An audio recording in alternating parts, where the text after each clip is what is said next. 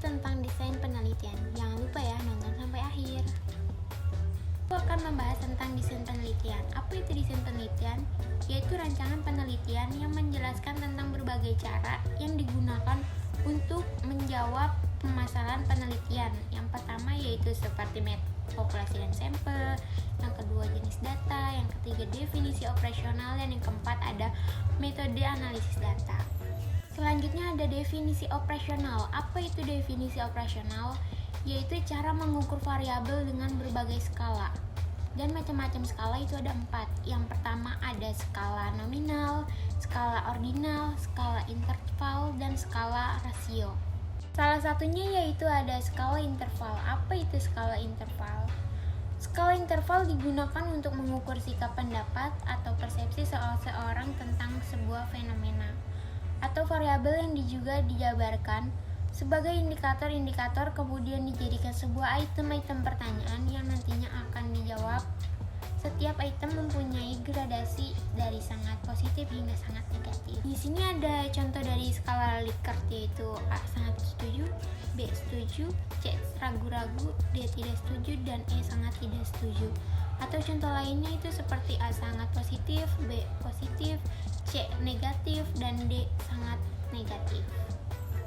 Nah, di sini selanjutnya ada contoh dari skala Likertnya yang A sangat setuju atau selalu atau sangat positif diberi skor 5, B setuju atau sering atau positif diberi skor 4, C ragu-ragu kadang-kadang atau netral diberi skor 3, D tidak setuju, hampir tidak setuju atau negatif diberi skor 4, dan E sangat tidak setuju atau tidak pernah diberi skor 1.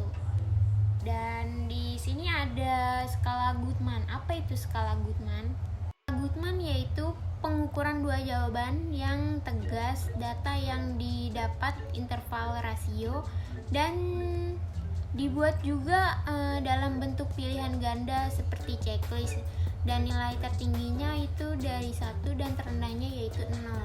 Kedua yaitu ada skala nominal, di mana skala pengukuran angka tidak lagi bermakna kecuali hanya pembeda. Contohnya seperti hitam pembeda putih, KP Big 4, KP non Big 4, pria dan wanita, departemen akuntansi dan departemen pemasaran. Adalah skala ordinal, yaitu skala yang memiliki makna rating atau pertanyaan yang bertingkat. Contohnya seperti pertanyaan berkaitan dengan juara. Misalkan juara 4 jika juara 4, juara 3 jika juara 3, juara 2 jika juara 2, dan juara 1 jika juara 1. Yang keempat yaitu ada skala rasio, yaitu merupakan skala yang pengukurannya paling tertinggi. Contohnya ROA sama dengan laba bersih diambil dengan aset total. Atau bisa juga contohnya misalkan benda A memiliki berat 60 kg dan benda B memiliki berat 90 kg, maka dapat dikatakan bahwa benda B lebih berat 2 kali lipat dari benda A. Selanjutnya aku akan membahas tentang populasi teknik sampling. Apa itu populasi teknik sampling? Populasi dan sampel adalah wilayah generalisasi yang terdiri atas subjek-objek yang ditetapkan oleh karakteristik dan kuantitas tertentu yang ditetapkan oleh peneliti untuk dipelajari, dari kemudian ditarik kesimpulannya. Dan sampel yaitu sebagian dari jumlah dan karakteristik yang dimiliki oleh populasi.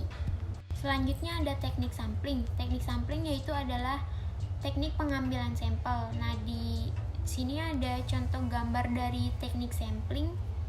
Yang pertama ada probability sampling. Apa itu probability sampling? Probability sampling adalah teknik yang memberikan peluang yang sama bagi setiap unsur populasi yang menjadi anggota sampel. Sistem random sampling dikatakan simpel atau sederhana karena pengambilan sampel ini dilakukan secara acak tanpa strata yang ada di populasi ini. Nah, di sini ada gambar contoh bila anggota dianggap homogen. Yang B ada proportional stratified random sampling. Tim mempunyai anggota atau unsur yang tidak berhomogen dan berstatus secara profesional. Suatu organisasi yang mempunyai pegawai dari latar belakang pendidikan, maka populasi itu berstrata. Dan di bawah ini ada gambar dari populasi dan sampelnya. C ada disproportionate stratified random sampling. Digunakan untuk menentukan jumlah sampel apabila populasi strata tetapi tidak profesional. Contohnya misalnya dari PT tertentu memiliki S3 yaitu 3 orang, S2 4 orang, dan S1 90 orang. Dan 4 orang S2 itu diambil karena dua kelompok tertentu terlalu kecil bila dibandingkan dengan S1, SMU, dan SMP. D ada cluster sampling, yaitu untuk menentukan sampel bila objek yang akan diteliti atau sumber data yang sangat luas. Contohnya yaitu dari penduduk dari suatu negara, provinsi atau kabupaten, menentukan penduduk mana yang akan dijadikan sumber data. Dan di sini ada gambar teknik cluster random sampling. Non-probability sampling adalah teknik yang tidak memberikan peluang atau kesempatan bagi setiap unsur atau anggota populasi untuk dipilih menjadi sampel. Sampling sistematis adalah penentuan sampel berdasarkan urutan dari anggota populasi yang telah diberi nomor urut. Misalnya contohnya ada anggota populasi yang terdiri dari 100 orang. Dari semua anggota itu diberi nomor 1 hingga 100. Pengambilan sampel dapat dilakukan dengan nomor ganjil saja, genap saja, dan sebaliknya dengan kelipatan. Misalnya kelipatan dari 5, seperti contohnya 5, 10, 15, 20, dan seterusnya sampai 100. Ada teknik kuota, yaitu untuk menentukan sampel dari populasi yang mempunyai ciri-ciri tertentu sampai jumlah kuota yang diinginkan. Contohnya yaitu seperti melakukan penelitian terhadap pegawai golongan 11 dan penelitian dilakukan secara kelompok. Setelah jumlah sampel ditentukan 100 jumlah anggota, penelitian berjumlah 5 orang. Maka setiap anggota peneliti dapat memilih sampel secara bebas sesuai dengan karakteristik yang ditentukan, misalkan golongan 11 sebanyak 20 orang. Sampling aksidental yaitu teknik penentuan sampel berdasarkan kebetulan. Nah, yaitu siapa saja yang kebetulan bertemu dengan peneliti yang dapat digunakan sebagai sampel. D ada sampling to voice, adalah teknik penentuan sampel dengan pertimbangan tertentu. Misalnya akan melakukan penelitian tentang disiplinnya pegawai. Nah, maka sampel yang dipilih adalah yang ahli dalam bidang kepegawaiannya aja.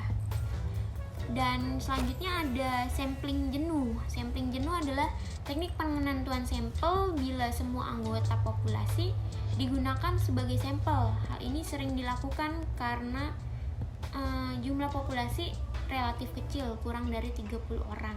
Terakhir ada snowball sampling, yaitu teknik yang mula-mulanya itu jumlahnya kecil, kemudian sampel ini disuruh memilih teman-temannya untuk dijadikan sampel. Contohnya seperti ibarat bola salju yang menggelinding, lama-lama kan menjadi besar, seperti itu. Dan ada gambar dari snowball samplingnya, di situ ada gambar contohnya. Dan penjelasan dari aku, kurang lebihnya mohon dimaafkan. Jangan lupa kalian untuk subscribe, like, dan komen, dan share kepada teman-teman kalian. Thank you.